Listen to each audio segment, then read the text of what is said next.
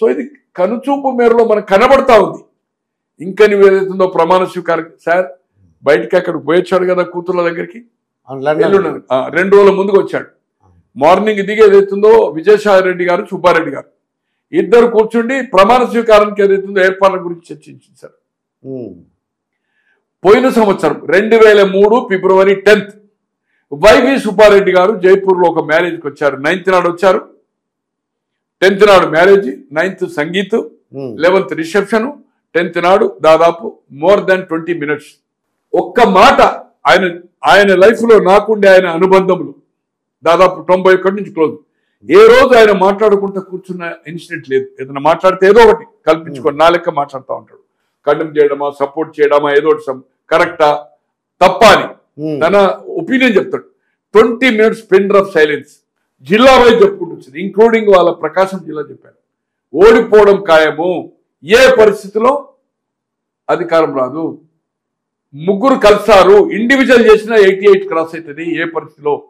అలాగే సజ్జల గారికి దాదాపు 1 year బ్యాక్, ఇదేమో ఫిబ్రవరి అంటే దాదాపు జూన్, అంటే జూన్ ఎలక్షన్ కంటే దాదాపు 16 నెలల ముందు ఆయనకు ఒక 1 year బ్యాక్ నోమా ఫంక్షన్ హాల్ ఆఫ్ మన నార్సింగి జ్యేష్ఠ రమేష్ గారని మైలవరం ఎమ్మెల్యే 99లో వైఎస్ఆర్పీలో ఉన్నాడు. ఆయన కొడుకో కూతురు పెళ్లికి పోతే ఏదైతుందో సజ్జల గారు, నేను 3rd row లో ఉన్నాను, తీసుకొని పోయి వద్దంటే వద్దు, నాకు ఆయన చూస్తే నాకు ఒళ్ళు జలదరిస్తే ఆవేశం వస్తుంది, సర్వనాశనం చేసిండు పార్టీని, ఒక బ్రోకర్ అని చెప్పేది అవుతుంది చెప్పిన అంటే కూడా అంటే కోపంగా అంటే మెల్లగా తీసుకుపోయి కల్పిస్తా ఉంటే నేను చెప్పిన ఎవరో ఉండే రమేష్ అని ఈయన ఎవరో ఉన్నా సార్ నా మీద ఇంకో సిగ్గు లేదు, నీకు సిగ్గు లేదు, సర్వనాశనము పొట్టు పొల్లు పోతారని చెప్పిన. ఒక 40-50 మంది నన్ను ఇట్లా చేతులు బట్టి పట్టుకొచ్చింది, ఆవేశంతో చెప్పాను. సర్వనాశనం చేసిండు పార్టీని సజ్జల రామకృష్ణారెడ్డి గారు. ఉదయభానుతో 8 months బ్యాక్ నీ పని అయిపోయింది, పార్టీ పని అయిపోయింది, తాతయ్య గెలుతుండే జగ్గైపేటలు అని చెప్పిన. తాతయ్య సిట్టింగ్ అంత ముందు 2 సార్లు ఓడిపోయింది. నేను అనుకుంటాను ఈజ్ వైశ్య. కోటమిరెడ్డి శ్రీధర్ అయితే పార్టీలో చేరక ముందు 3-4 సార్లు పోయినాము. ఆయన తనకి డిఫరెన్స్ ఒపీనియన్ వస్తూ ఉంటే బాగా డిస్కస్, నాకు చాలా క్లోజ్. కోటమిరెడ్డి నెల్లూరుకు 3 times పోయారు, అక్కడ I hold a press conference ఉంటుంది. తో ఇది కనబడతా ఉంది సార్ ప్రజల సార్. ఒక నవరత్నాలు ఇంప్లిమెంట్ చేసిండు, బట్ ఒక ఉద్యోగం అయితే రాలేదు సార్, ప్రభుత్వ ఉద్యోగం. నువ్వు 2,80,000 మందికి ఏదో గ్రామ సచివాలయం ఇచ్చినావు. ఎంత ఇచ్చినావు సాలరీ? 5,000 రూపాయలు. మినిమం వేజ్ ఎంత సార్ ఇప్పుడు చెప్పండి దేశంలో? 270, దాదాపు 8,000 రూపాయలు ఇవ్వాలి. ఎట్టి చాకరీ చేయించుకున్నావు కదా. ఎవరు కోర్టుకు పోయినా, ఎవరు పబ్లిక్ లిటిగేషన్ వేసినా మినిమం వేజ్ అయితే ఇమ్మంటారు కదా. అది పార్ట్ టైం జాబ్ కాదు కదా, పార్ట్ టైం జాబ్ కదా. ఒక్క రోడ్ కనెక్టివిటీ చేసినావా? పోనీ రాజధాని, నీ న్యాయ రాజధానిలో ఏమన్నా హైకోర్టు షిఫ్ట్ అయిందా? ఖాళీ. పోనీ హైకోర్టు షిఫ్ట్ కాకుండా నువ్వు అక్కడ బిల్డింగ్స్ ఏదో ఒకటి వర్క్ స్టార్ట్ చేయాలి కదా, చేయలే. వైజాగ్లో ఏమైనా చేసినావా? ఓ ప్యాలెస్ కట్టుకున్నావు 600 కోట్లతో. నీ ఇడుపులపాయ ఎట్లుంటుందో, నీ బెంగళూరులో ఎట్లయితే ప్యాలెస్ ఉంటుందో, ఇక్కడ లోటస్ పాండ్ ఎట్లుంటుందో, నీ జాగీరా. నీ తర్వాత నీ భార్య తర్వాత నీ బిడ్డల తర్వాత అల్లుళ్ళు, మనుమరాలు. ఇది రాచరిక పరిపాలన ఇది. ఇటువంటి చాలా తప్పులు చేసేది అవుతుందో. ఒక్క కనెక్టివిటీ రోడ్ లేదు. ఏ ఒక్క పోలవరం అక్కడనే పెండింగ్ పెట్టుకోవాలి. అమరావతి రాజధాని అంటే లేనే లేదు సార్. అమరావతి లేదు, వైజాగ్ లేదు, న్యాయ రాజధాని లేదు, పరిపాలన లేదు, అసెంబ్లీ లేదు. పోనీ ఆయన కట్టిండు నీళ్ళు గారిని అన్నావు. అక్కడి నుంచే నువ్వు అసెంబ్లీ నడిపినావు కదా, 5 సంవత్సరాలు అన్నీ నడిపినావు కదా. అసెంబ్లీ సమావేశాలే నడుపు. నామినల్గా ఒక అన్ని కలిపి 3 సెషన్లు కలిపి జనరల్గా ఏదైతుందో మినిమం పార్లమెంట్ అంటే దాన్ని పక్కకు పెట్టండి, మినిమం ఒక 90 days అన్న హౌస్ నడపాలి. 15 వింటర్ అనుకోండి, 15 మాన్సూన్ వర్కింగ్ డేస్, 30, ఇదొక 40, 70 days అన్న మినిమం 65 నుంచి 70 రోజులు నడపాలి అసెంబ్లీ. మొత్తం 30 రోజులు నడపవు. అసెంబ్లీ ఫేస్ చేయవు, ప్రజలను గెలవవు. 2010 నుంచి 19 వరకు 365 రోజుల్లో 360 రోజులు రోడ్ల మీద తిరిగినావు కదా, ముద్దించుకున్నావు కదా, 24 గంటలు అందుబాటులో ఉన్నావు కదా. పొద్దున 5 గంటల నుంచి స్టార్ట్ చేసినావు కదా, 1000 మందిని కలిసినావు కదా. హైదరాబాద్ ఉండని, నువ్వు విజయవాడ ఉండని, ఇడుపులపాయ ఉండని, ఎక్కడ ఉండని. అటువంటి ముఖ్యమంత్రి అయినాక నువ్వు మంత్రులకు కానీ ఎమ్మెల్యేలకు కానీ ఎవరికి అందుబాటులో లేవు కదా, పరదాలు కట్టినావు. ఈ భారతదేశ చరిత్రలో ఒక వ్యాన్లు పెట్టుకొని 3 పెద్ద బస్సులు పెట్టుకొని ఫ్లైట్లంతా చెట్లు కొట్టుడు ఏందన్నా?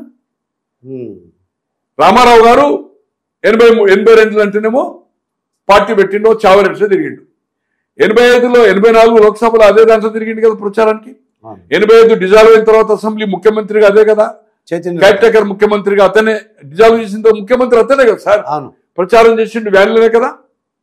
89లో ముఖ్యమంత్రిగా అక్కడనే కదా. 94 అంటే ప్రతిపక్ష నాయకుడిగా ఎక్కడ చెట్లు కొట్టినండి.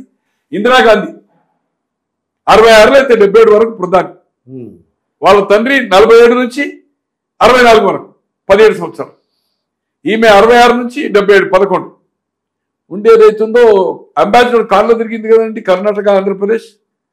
ఫిబ్రవరి 25 జరిగిన ఎన్నికల్లో కాంగ్రెస్ ఫామ్ అయిన తర్వాత అంబాసిడర్ కార్లో అప్పుడు 24 గంటల క్యాంపెయిన్. రామారావు గారు అప్పుడు కూడా 24 గంటల క్యాంపెయిన్. సాయంత్రం 8 అంటే పొద్దున 8, 12 గంటలు డిలే నడుస్తుండే వాళ్ళిద్దరి ప్రచారాలు. ఇదేంటండి చెట్లు కొట్టుడు ఏంటండి? చెట్లు కొట్టు పర్రాలు పెట్టు. ఇప్పుడు ఈ ముఖ్యమంత్రి కూడా పర్రాలు పెడితే ఈ పర్రాలు ఏంటంటే మాకు అలవాటు అయిపోయింది అంటారు పర్రాలు. అరే నువ్వు పోతా ఉంటే సెక్రటరీ పోతా ఉంటే పర్రాలు ఏంటండి? నీ ఇంటికా నుంచి ఇది మన ఇంటి నుంచి 1.5 or 2 kilometers ఈ పర్రాలు పెట్టడం ఏంటండి? సో ఇటువంటి దుష్ట పరిపాలన ప్రజలు బ్రహ్మాండమైన తీర్పిచ్చిండ్రు, దిమ్మదిరిగా తీర్పిచ్చిండ్రు. కానీ నేను కాదు ఎవరు ఉంచలే, ప్రతిపక్ష హోదా రాదు అని ఎవరు ఉంచారు. 151 క్రాస్ అయితే అనేది నేను కాదు చాలా మంది ఇటు అనుకోని అన్యూన్యమైన రిజల్ట్స్ వస్తాయని. కానీ మినిమం ఏదైతుందో 18 వస్తాయి అనుకున్నాను, 11 వచ్చాయి. కానీ ఈ రోజు ఏదైతుందో నేను ఇది చేసిన వాళ్ళు ఎక్కడ పోయినాయి, ఓట్లు ఏమైనా ఈవీఎంల మీద అది చేసిన అంటే సిగ్గు లేదు నీకు? నీ లోకల్ బాడీ ఏం చేసినవా అసలు కనుమరుగు టీడీపీ. ఈవెన్ కుప్పంలో 4 మండలాలు ఉంటే 4 మండలాల్లో 5 మండలాలు జడ్పీటీసీలు ఎంపీపీలు గెలిపించుకున్నావు కదా. అప్పుడు చంద్రబాబు గారు అదే విధంగా మాట్లాడినా. ఖచ్చితంగా ప్రజలు ఏదైతుందో గుణపాఠం చెప్పిండు. తప్పులు చెప్పాలంటే మనం 1 to 1 చెప్పాలంటే మీకు టైం సరిపోదు, మాకు టైం సరిపోదు, ప్రజలు బోర్ అయిపోతారు. సో సరి అయిన తీర్పు ఏదైతుందో ప్రజలు ఇచ్చిండ్రు.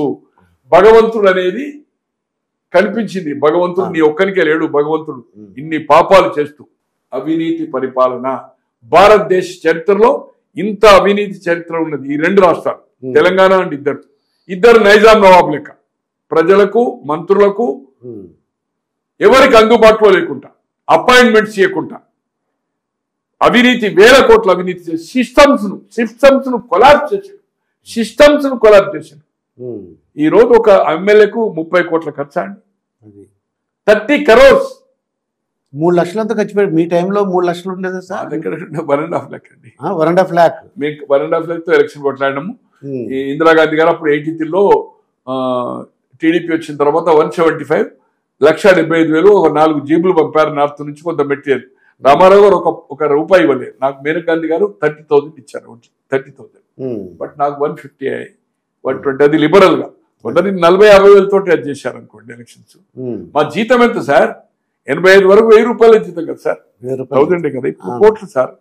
3 కార్లు మేము అవుతుందో బస్సులలో ఏదైతుందో బస్సులో పోడు, ఎమ్మెల్యే క్వార్టర్స్ నుంచి బస్సులో. అప్పుడు ఈ ఆటో కాక రిక్షాలు కూడా ఉండే, రిక్షాలు పోయేవాళ్ళు. 74-75 కోటీశ్వర్లు కూడా రిక్షాలు పోయేవాళ్ళు. 750 జీతం మీద old MLA quarters buggy Khan అంటారు. ఇప్పుడు గూన పెంకలు ఉండేది, బెంగళూరు టైలి, పివి నరసింహారావు అలాంటి వాళ్ళు దాంట్లో నివసించారు, జయపాల్ రెడ్డి లాంటి వాళ్ళు. అటువంటిది ఇప్పుడు ఒక్కొక్కరు ప్యాలెస్ సార్. ఇక్కడ అక్కడ ఎమ్మెల్యేలు ఏదైతుందో లిఫ్ట్లు, చైనా నుంచి ఫర్నిచరు,